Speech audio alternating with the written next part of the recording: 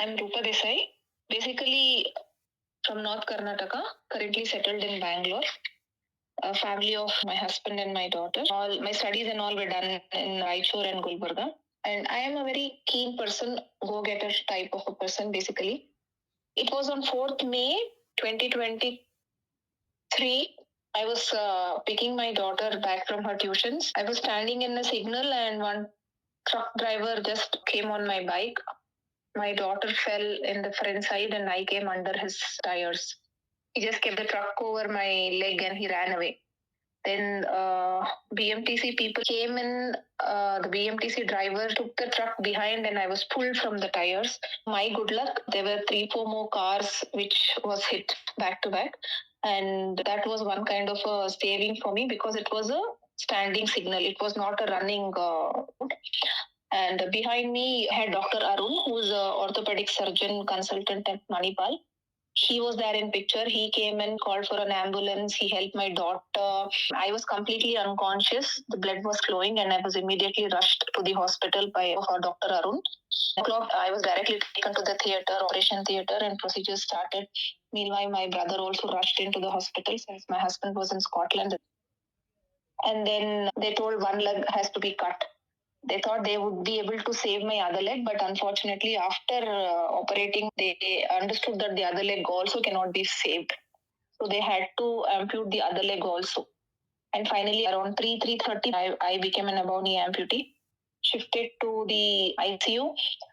And actually, I was unconscious for almost 21 days. And I had lost my voice. That was very heartbreaking. But I knew subconsciously that they had done amputation and all this stuff. And slowly I started recovering. Almost it took 6 months for me. Every week going back to hospital, coming, changing dressings, all those stuffs. But yeah, it took me time. But yes, today I'm recovering myself. Everything has changed. I was a very independent person and alcoholic. Almost 13-14 hours I used to be outside home. Almost it's been more than 1.5, 2 years I'm at home. And I'm dependent on people, all those stuff. It is mentally, physically completely disturbing, but I keep motivating myself and, try to be a normal person. See, one thing was when I was amputated, we knew nothing about prosthetics or all these things. And we were lucky that we connected with Rice Bionics through one of the doctors. And the team came in, they spoke to me. They told me that I can walk and life will be normal, at least normal. And that is what motivated me. I met a Rise team in the month of August. After 4-5 months of my accident, they came home. They told me that you will recover. There are many examples. And they told me the process and it is a marathon. They were very practical to me, telling that it will not be an easy process, but definitely it can be done.